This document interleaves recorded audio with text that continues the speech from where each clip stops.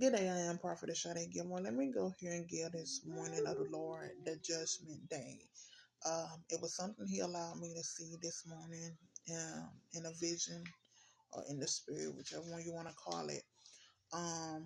Dealing with behind me, but He wanted me, as I prayed and asked the Lord, you know, was it just for me? What you want me to do? I heard the Lord said, warn them. So let's go here. I'm going to get a warning and share what the Lord showed me. Okay, so it's no secret. As I've shared in many videos before, the Lord put me in a 90-day period of suffering because of my disobedience. And today is day 90, which ends tonight at midnight. But during this whole day, it's a day of testing. Which the Lord had been warned and told me my obedience will be tested. Basically before he decides either this gonna be the end of me or I'm coming out because I done passed the test and I'm graduating. But God is not playing with nobody, right? So let's go on. So this is what the Lord allowed me to see this morning before I woke up. So it's as, which I got it written down. It's as if while I was asleep, as if I was looking up, like upwards, like towards heaven, like upwards. And I saw God, the judge. I saw him lean forward, which now I know it's called a podium or a judge bench. I was saying a throne. But I saw him lean forward over this white judge bench, just like that, lean forward, and say to me in a stern way, don't go back no more. Like very stern. He leaned over like to make sure he seen me. Like make sure I seen him and said, don't go back no more. Right? The Lord showed me one of his holy angels, big tall holy angel, standing with the test in his hand as if he was standing before God. I heard him say, she did all that you told her. And the Lord allowed me, I'm going to just read it. The Lord allowed me to glimpse at the test. I didn't see no words written on the test. I didn't see nothing on the test, and I try to draw what I saw. I'm going to turn the camera around and let you see. It was like a sheet of paper. I said like unto a sheet of paper because I don't know what type of material that was, but it was like unto a sheet of paper, and it had big nice size squares, like maybe 5 to 6 squares one under another, one under another, one under another, and I saw them check. Like if I wouldn't have did whatever is for like God had been telling me to do, it wouldn't have got checked off. So trust God and that angel know what I'm supposed to been doing. I just didn't see no words on the test. But let me turn it around real quick to try to show you an example of what I saw. I didn't see no words on the test. Okay, so this is the best drawing to explain what I saw. Now that's the best way I can explain what I saw is that picture. Like I said, it was like into a sheet of paper and it had nice size squares one under another, and I saw them checked because I had did what the Lord was telling me to do. So said all that to say this as a warning to you.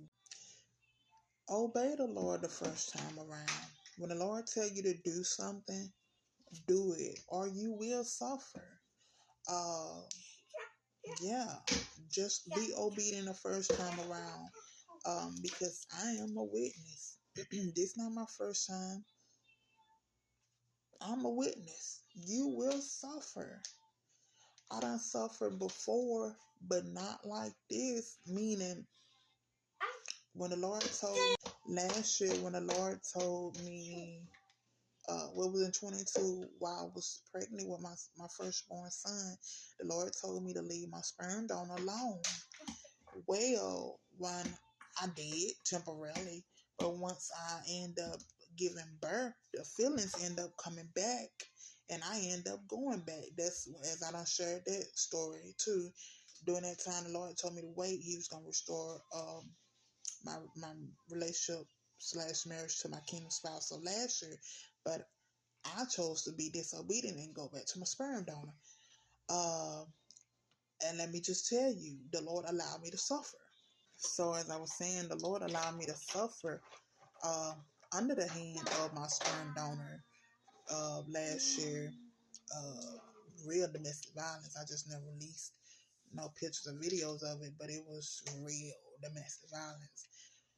To the point where it caused me to walk away for good. Like, now you can't more 70 times a day type walk away for good. Like, God used it to shut the door, yes, but He also allowed it, that suffering, because He had told me to leave that alone. He told me, and I went back and disobeyed. Then here we are today, 2024.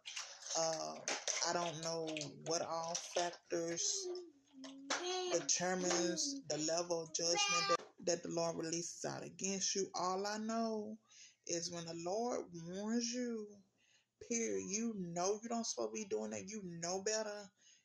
Be obedient the first time around, because you gonna get a judgment day. God word, and that means the day the Lord is gonna judge your actions, the day He's gonna judge your deeds that you're doing.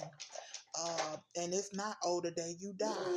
Now I know, yes, it's said, okay, there's a judgment day. No, I'm talking about, baby, while you still alive. We waiting on the day we die to be. No, while you still alive, God will judge you, and He will render the measure of judgment out against you according to, I guess, the action and deed you did against Him, or the action and deed you did against somebody else when He told you not to. I'm telling you, I done been judged by God twice that I know of. I'm not saying that before I came to the Lord He didn't judge me, but I'm saying that I know of last year, last year and this year. Now, although I was still in this process, but still, God He ain't slack up on me and say, oh, well, I understand because I'm still processing you. No, sir, and no, ma'am. God is not playing with nobody. Be obedient the first time around. He tell you to move somewhere. Don't look at because that's what happened to me. I just ain't told you what God had told me to do that I didn't do, but I might as well just be a little transparent. So before I go there, let me say this. If He tell you to move somewhere, don't look at your finances and say, and out of fear, well, God, how I'm going to do this? Well, I only got this in my bank account. Or, Lord, my car don't look like it'll make it there, or whatever. You allow fear in that very moment to become your God and in your circumstances, because you're listening to the voice of fear louder than the voice of God.